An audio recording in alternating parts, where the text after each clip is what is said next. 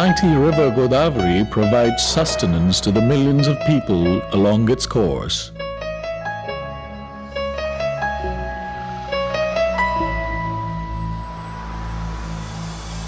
Presently, the river waters are channelized through various canals to irrigate thousands of hectares in the region.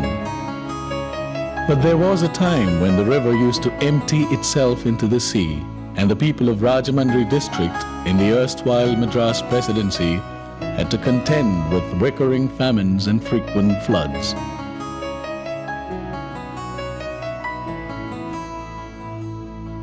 The present-day Godavari districts in Andhra Pradesh owe their prosperity to the bountiful waters of River Godavari. That was made possible by a single man, Sir Arthur Cotton. Though the potential of River Godavari was recognized, no concrete steps were taken till 1832. The terrible famine which ravaged the district in 1832 jolted the British Indian government out of its complacence. The calamitous conditions that followed the famine forced the government into action. The British Indian government sent Colonel Arthur Cotton to conduct a survey of the River Godavari and the Rajahmundry district in 1844. Colonel Arthur Cotton of Madras Engineers by then had the experience of construction of Kollaron Anicut in Tanjore. Cotton recommended construction of Anicut across River Godavari and a few irrigation canals. He argued that the scheme shall be able to irrigate a vast area endowed with alluvial soils within the district of Rajahmundry. The government gave its approval for the project in 1847. Sir Arthur Cotton firmly believed that the very existence of India depended upon irrigation and navigation canals rather than on railways. To reply to the questions relating to this policy, Sir Arthur Cotton appeared twice before the Select Committee of the House of Commons on Indian Affairs in 1872 and 1878 at London, long after his retirement. General Sir Arthur Cotton was born on May 15, 1803 at the Abbey of Combermere, England. He was the 10th son of Henry Calverley Cotton. In May 1821, when he was just 18, he was appointed to service in India and reached Madras, where he was attached to the office of Chief Engineer of the Presidency. On 29 October 1941, he married Elizabeth Learmonth of Tasmania. Captain Cotton's contributions to irrigation in South India began with his scheme of River Kaveri in Madras Presidency, now in the state of Tamil Nadu. He devised a great scheme for controlling the river and to utilize its water for irrigation. The Godavari River Anicut is the noblest feat of engineering skill accomplished in British India of the 19th century through the genius of Arthur Cotton.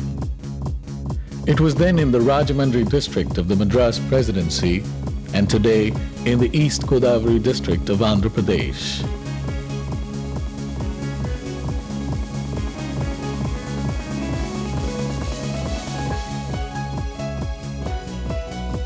It is a gigantic barrier built across the river from island to island, arresting the unprofitable progress of its water to the sea.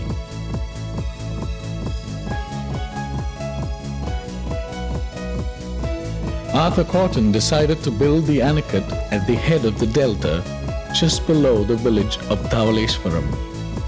The breadth of the Godavari at the place from bank to bank was about 4 miles. Of this, more than a third was occupied by 3 islands and the head of the central delta, Pichikalanka, Bobbarlanka, Madurlanka and Chigurulanka.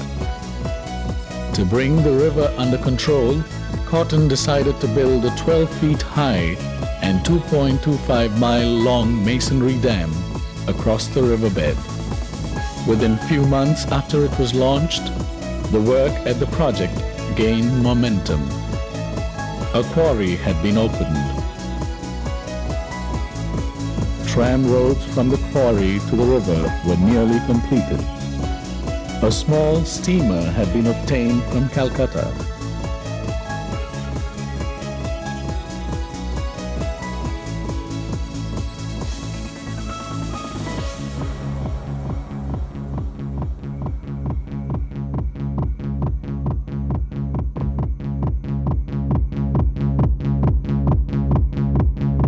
Thousands of laborers had been assembled.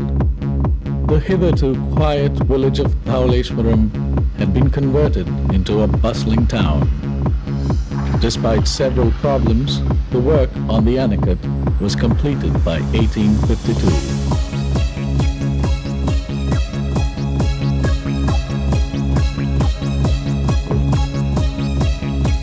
Soon after the completion of the Anicut, Colonel Cotton was elevated to the position of Chief Engineer, Madras Presidency, and the charge of Godavari works were given to F.C. Cotton and Captain Orr.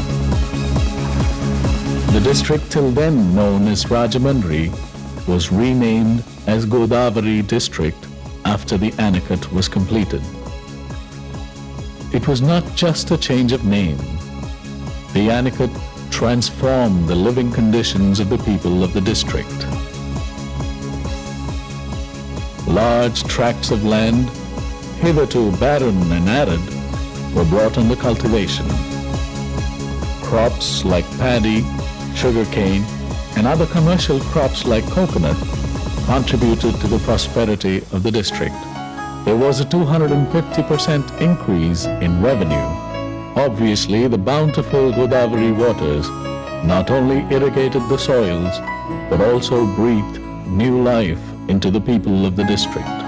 Honorable Alfred Deakin of Australia, after a most exhaustive inquiry in India into irrigation and its results, expressed the verdict, "Taking all things into consideration, it may be questioned if there is a more beneficent or more profitable public work in the world."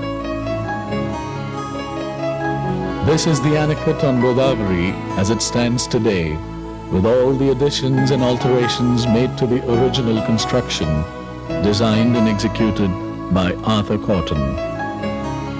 While in England, long after his retirement, Sir Arthur Cotton received a letter from the Secretary of Godavari District Society. The letter aptly depicts the sentiments of the people of the district. The people of Godavari district are ever grateful to you for the magnificent work done for them. Every citizen who has seen the Godavari Anicut built by you at Dhauleshwaram is captivated by the canal and irrigation works done for their welfare and humbly salutes you. Wishes you a long and healthy life. He irrigates with your Godavari water. He eats your Godavari yield. He drinks your Godavari water. In your honor, the people of Godavari have resolved to construct a building spending 1,500 to 2,000 pounds sterling.